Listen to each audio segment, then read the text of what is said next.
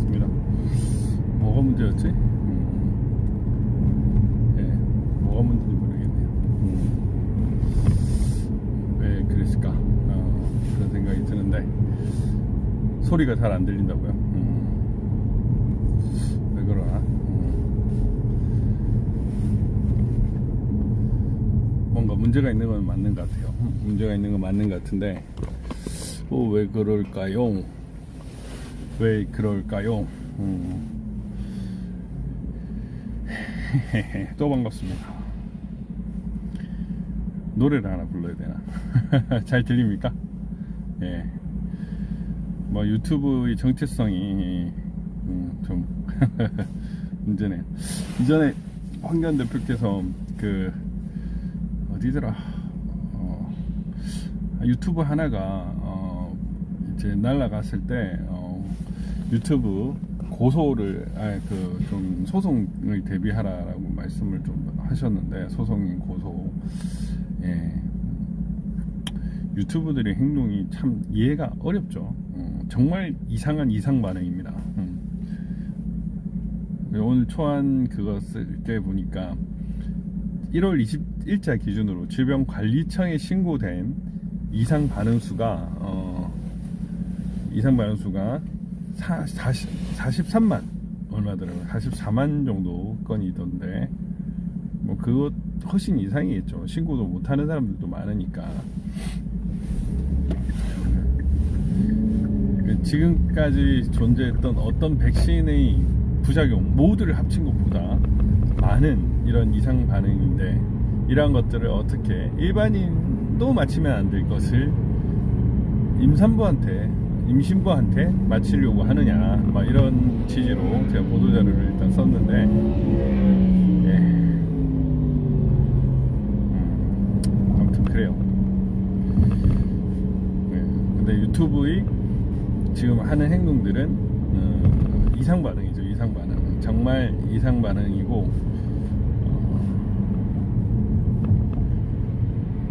네. 그런 것들이 정말 심각한 문제인 거죠. 네. 점차적으로 이거를 어떻게 깰까, 이런 것들 보면, 물론 이거는 사실 변호사가 이렇게 고발을 하고 이런 식으로 해서 깨면 안 되는 것이고요.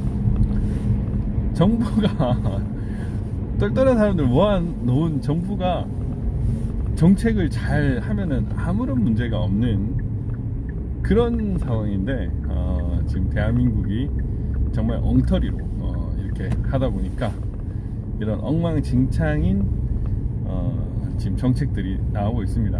뭐 엉망진창 정도면 모르겠지만 그 이상이죠. 뭔가 우리가 모르는 어떤 의도가 있는 것 같은, 생명을 경시하는 의도가 있는 것 같은 거라고 생각을 합니다. 저는 지금 임신부들에 대한 백신 패스 강제 행위가 대형 참사라고 얘기를 했습니다. 이제 검경 수사권 조정으로 인해서 이제 범죄에 대해서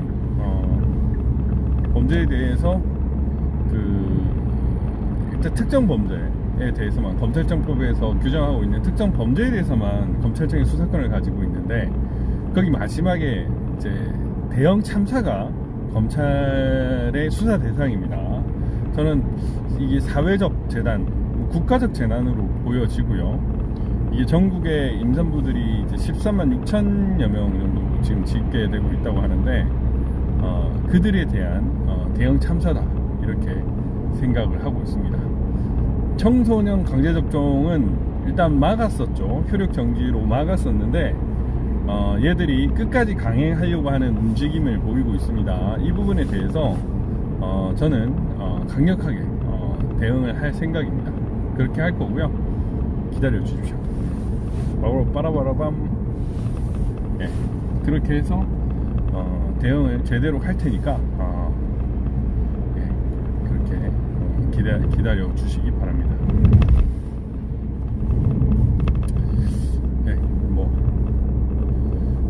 Great Awakening. 사실 그 13만 6천여 명이 아니라 그 태아가 요즘은 쌍둥이도 많은데,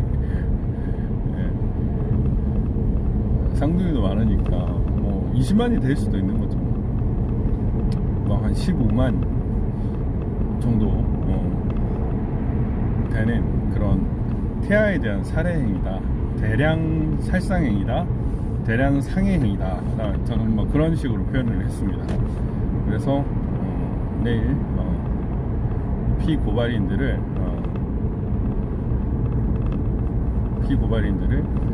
이제 상해 및 낙태 그리고 직권남용으로 고발합니다.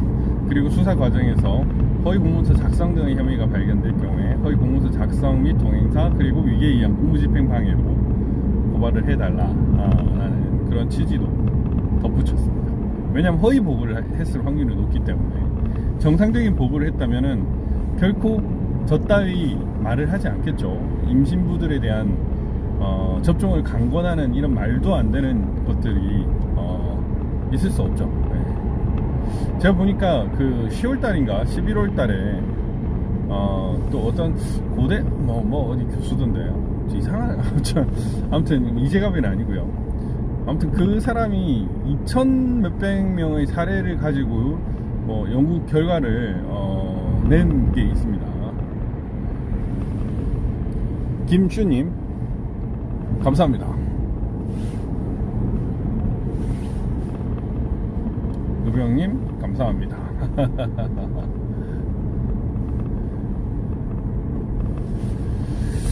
네,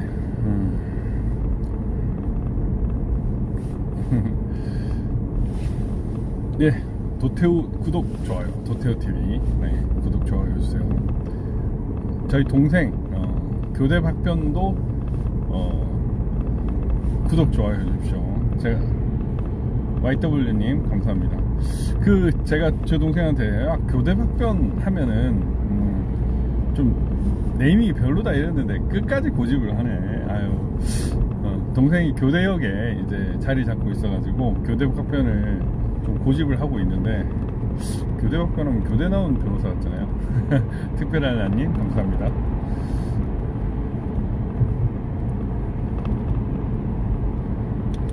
그래서 동생은 제 말을 잘 안 듣습니다. 자기만의 세계가 좀 강해가지고.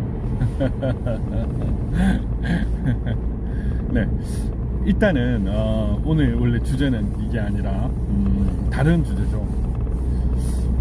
아니 요새 제가 오늘 오전에도 방송을 했지만 약간 이상한 기류가 감지되는데 도대체 이 정체가 뭘까, 그 생각을 제가 좀 하고 있는데, 뭐 이건 저만의 생각입니다. 원래 윤석열 후보가 검찰총장이 된 비하인드 스토리를 아시죠?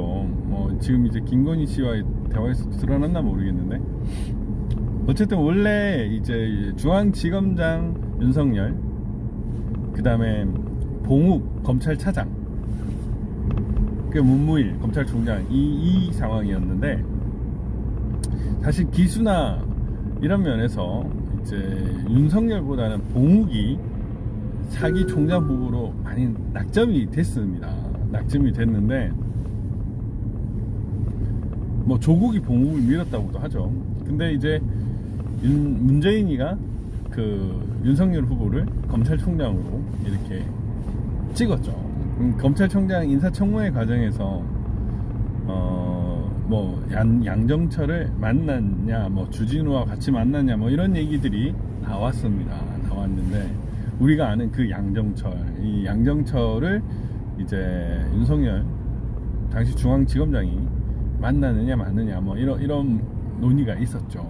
그러니까 뭐 예를 들면 김건희 또 씨의 그 녹취록에서도 이제 뭐 우리는 좌파다, 뭐 원래 조국을 그렇게 날릴 생각은 아니었다, 이런 여러 가지 일들을 보면 실제로 윤석열 후보가 대전 고검차장에서 서울중앙지검장 되는 것도 정말 어려운 일입니다. 중앙지검장에서 또 이제 검찰총장이 바로 되는 것도 좀 애매한 그런 부분이 있었는데, 어쨌든 됐죠. 그렇게 됐는데, 이게 참 애매한 부분이에요. 애매한 부분인데, 뭔가 친하지 않으면 정말 뭔가 이게 유대관계나 뭐 호흡이 맞지 않으면 절대로 이루어질 수 없는 거죠. 뭐 검찰총장에서 대통령 후보가 되는 것도 사실 거의 불가능에 가까운 건데, 어쨌든 윤석열 후보는 정말 운이 좋은 사람 같다. 대통령 후보가 됐는데 또 그 상대방이 하필이면 또 이재명이다. 이게 정말 뭐 천운을 타고난 사람 아닌가 이런 생각도 갑자기 드는데 이제 뭐 오늘 뭐 MBC 보니까 이제 그 녹취록의 내용 중에 이제 그 얘기가 나오더만요. 스님 얘기가 또 나오더만요. 그 어쨌든 참 신기할 따름인데, 제가 일전에 한번 그런 말씀을 드린 바가 있습니다. 그 제가 북한에 살았으면 나는 절대 서열 뭐 랭킹 12, 20위 안에 절대 안 들 거다. 왜냐? 가까이 있으면 죽을 수도 있기 때문에. 가까이 있으면 죽어요. 김정은이가 살았는지 죽었는지, 아니면 김정은의 가계무사인과 유사한 놈하고, 아니면 그 놈과 유사한 놈을 이렇게 지시하는 놈하고 가까우면 상관없는데, 혹시나 틀어지게 되면 죽을 수도 있는 겁니다. 그냥 나만 죽는 게 아니라 또 가족까지 몰살당할 수 있는 거잖아요. 그래서 굳이 그렇게 가까운 일을 해야 되나 이런 생각이 사실 들어요. 이렇게 하면 되나? 네, 그런 생각이 드는데, 이재명 주변도 지금 많이 죽어나가지 않습니까? 이재명 후임시장도 이제 경찰에 신변 보호 요청을 할 정도고, 이런 뭔가 위기감, 생명에 대한 위기, 이제 신체에 대한 위기, 마치 백신 접종을 맞으면 안 된다는 그런 느낌처럼 그런 것들을 지금 막 느끼고 있는데, 누가 그 밑에 최측근으로 가고 싶겠습니까? 잘못하면 날아가는데, 꼬리 자르기 한다고 이제 측근을 날려버릴 수 있는데, 혹은 죽여버릴 수도 있지 않을까라는 그런 의혹이 생길 수도 있는데 이렇게밖에 말씀을 못 드려서 안타깝지만, 어쨌든 그런 상황에서 가까이 사는 건 정말 위험한 일이거든요. 적당히 거리를 유지하면서 적당히 실을 챙기는 게 나은데, 근데 가만 머리를 돌려보면, 야, 우리가 차라리 이재명 말고 윤석열 밑에 붙자 라고 생각을 할 수 있습니다. 사실 그 김건희의 그 이명수에 대한 대화가 완전히 좌파들에게는 달콤한 솜사탕인 거예요. 그래, 우리가 왜 이재명 밑에 붙어가지고 위험을 감수하면서, 그것도 정말 이해가 안 되고 정말 나 진짜 내 가슴이 이렇게 답답한 그런 사람인데 저걸 어떻게, 이런 생각도 드는 거죠. 그러다 보면 이탈자가 발생할 수밖에 없는 거죠. 뭐 이제 저는 그렇게 생각합니다. 솔직히 4.15 총선 때도 마찬가지였어요. 그 즈음에 한 두세 달 전에, 유진님 감사합니다. 두세 달 전에 그런 생각을 했었어요. 얘들이 총선 진다, 우파가 이긴다, 얘들이 이길 수 있는 방법은 부정선거밖에 없다고 생각했는데, 진짜 부정선거였죠. 대놓고 엄청나게 어마어마하게 선거의 전 프로세스에 대해서 부정선거를 다 했죠. 뭐 드루킹 여론조작부터 해가지고, 그 여론조사 조작, 드루킹 민심 조작, 댓글 조작, 그걸 시작하고 사전투표 조작, 전산으로 투표 뻥튀기 해가지고 가짜 투표 집어넣고, 그 다음 전자개표기 조작, 투표 집어넣기 조작, 그 다음에 그 개표하는 과정에서 또 잔여 투표 집어넣기, 그다음 직개표 조작, 뭐 온갖 조작을 다 했습니다. 그 소송을 하니까 증거보전 단계에서 또 조작 재검표 하기 전에도 그 영등포에서는 또 위에 또 바꿔치기 한 흔적이 나타났죠. 조작. 아무튼 선거의 전 과정이 전후가 다 조작이었습니다. 근데 그때 4.15 때는 많이 몰랐어요. 많이 몰랐는데 이제 지금 많이 알지 않습니까? 지금 엄청나게 많이 알고 있는 상황이고, 그러니까 그 당시에도 그 제가 살펴보니까 이 부정선거의 흔적들이나 이런 것들이 그 전에 그 뭐 포탈이나 이런데 이렇게 일부 흘렀어요.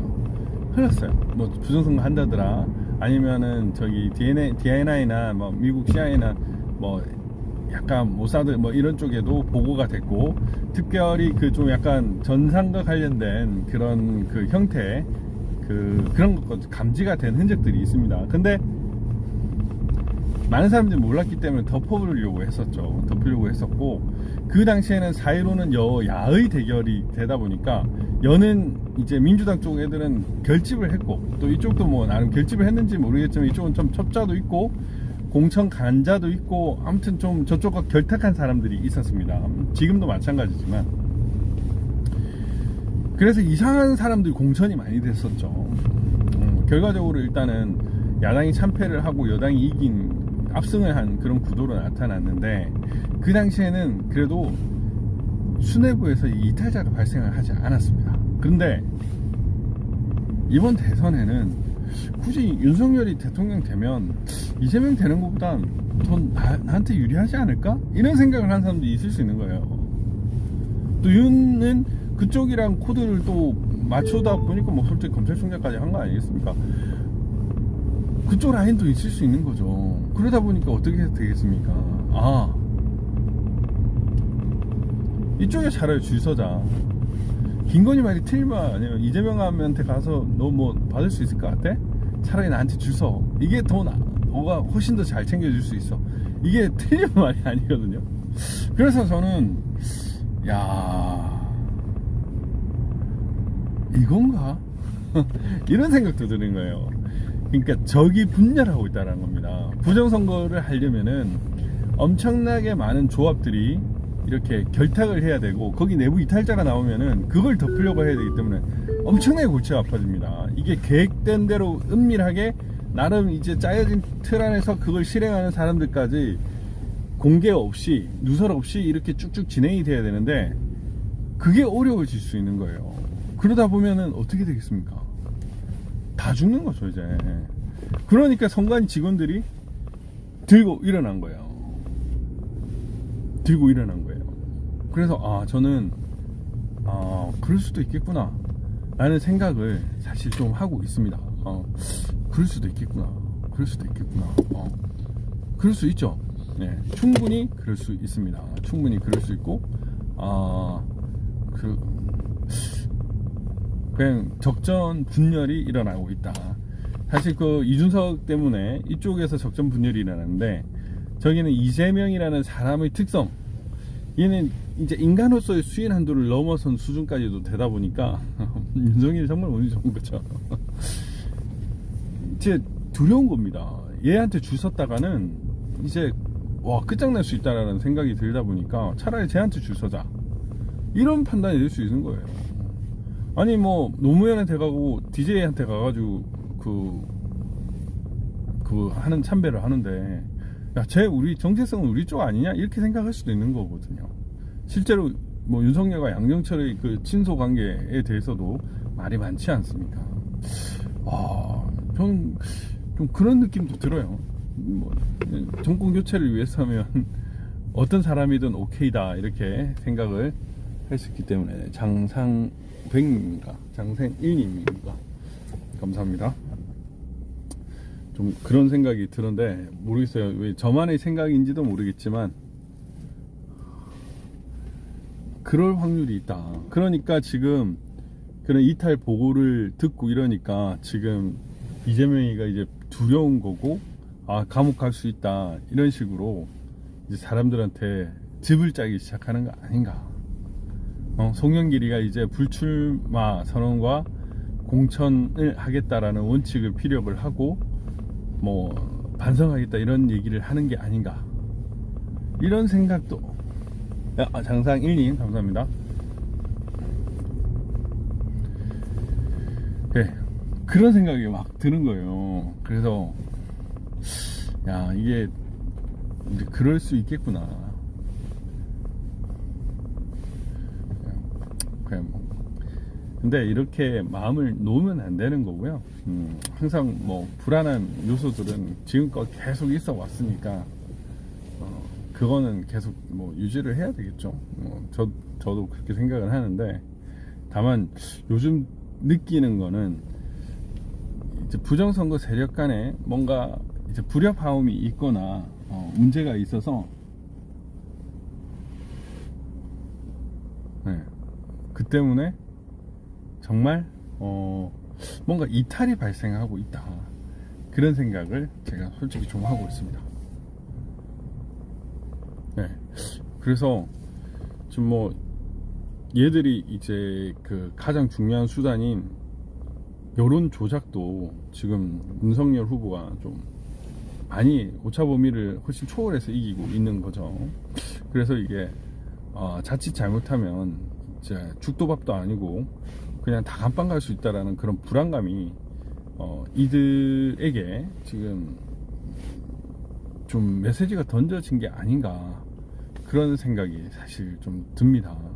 그런 생각이 좀 들고, 네, 우리 황교안 대표님은 이제 그 검찰이나 이런 쪽에 계속 계셨고, 사실 뭐 검찰청에서 근무를 하다 보면 다양하게 이제 경험을 많이 하다 보니까 또 감이 또 있으신 거죠. 사실 그런 게 되게 중요합니다.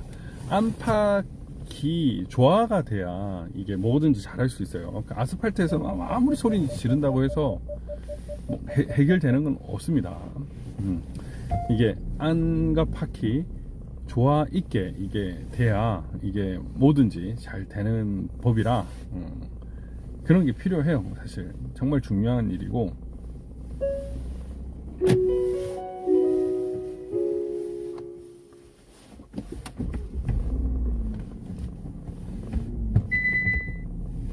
와셔액을 보충하십시오. 네. 그렇죠.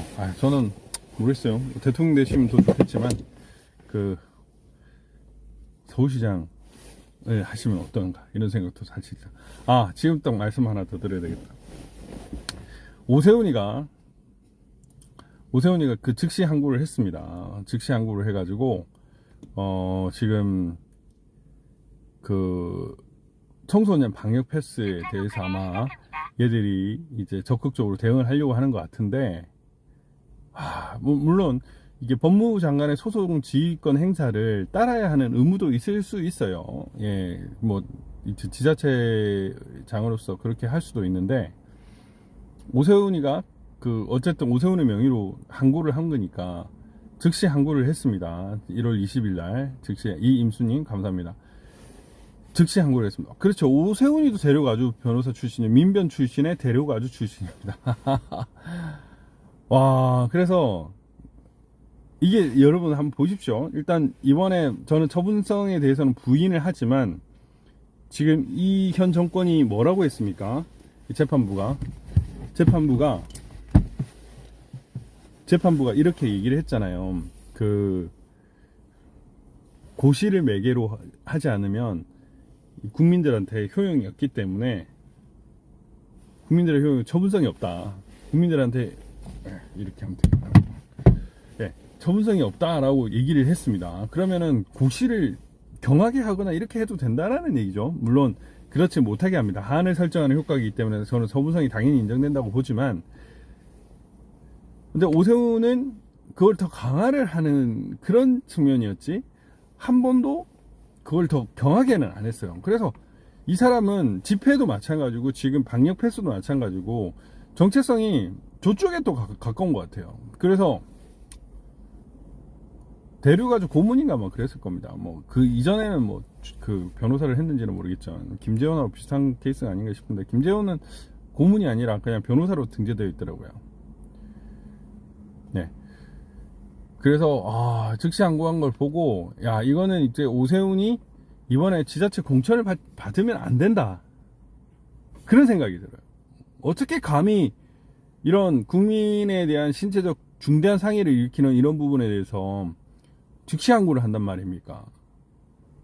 만약에 그렇게 지휘를 하다 보면 솔직히 하루만 연기를 하거나 이랬으면 기간 도과로 끝나는 문제였거든요. 1월 20일이 만료일이었기 때문에. 근데 그렇게 안 했어요. 네, 너무 화가 나는 일입니다. 네. 그래서 여러분들에게 진실을 알려드립니다. 오세훈한테도 좀 항의를 하세요. 너 왜 백신 패스 거기에 대해서 즉시 항고를 했냐. 그 변명을 한번 들어보세요. 물론 법무부 장관의 소송 지휘에 따를 수밖에 없었다 이런 얘기를 하겠지만 옛날에 그 박원순이나 이런 애들 하는 거 보면 정부하고 대립각을 하면서 뭐 자기 인기를 높이고 이런 것도 있었잖아요. 근데 지금 뭐 하는 짓입니까? 지금 집회 금지와 관련해서도 지금 법원의 허가를 받지 않으면 집회를 계속 못하는 상황이 계속 되고 있는 거죠. 그러니까 이거는 정말 잘못된 거예요. 네. 그러니까 이런 자들이 이제 단지 이미지만으로 대선 출마를 하고 뭔가 그 어떤 우파 정당의 리더가 되는 것 자체가 저는 이건 잘못된 것 같습니다. 정말 잘못된 행동을 하는 자들이 다시는 국민의 지도자로 나설 수 없게끔 해야 될 것 같다는 생각이 듭니다. 알겠죠, 여러분? 아무튼 정보를 다시 알려드립니다. 오세훈과 관련해서는 이번에 다시 한번 더 해보겠습니다. 즉시 항고를 해. 어떻게 찾은 기껏 어떻게 해서 찾은 그건데 그거를 한단 말입니까? 그렇죠? 아무튼 여러분 좋은 밤 되시고요. 네, 또 시청해 주셔서 감사합니다. 박주현 변호사 TV2 박주현 변호사 TV 구독 좋아요 눌러주시고요. 제 동생 교대박변도 눌러주세요. 네, 이왕이면 댓글로 교대변보다 다른 네임이 좋을 것 같습니다. 이런 것도 한번 써주시면 좋을 것 같아요. 저는 그 이름이 별로 마음에 안 들어요. 제 신변 보호는 유튜브 아닙니까, 여러분? 네. 그러면 굿나잇, 안녕.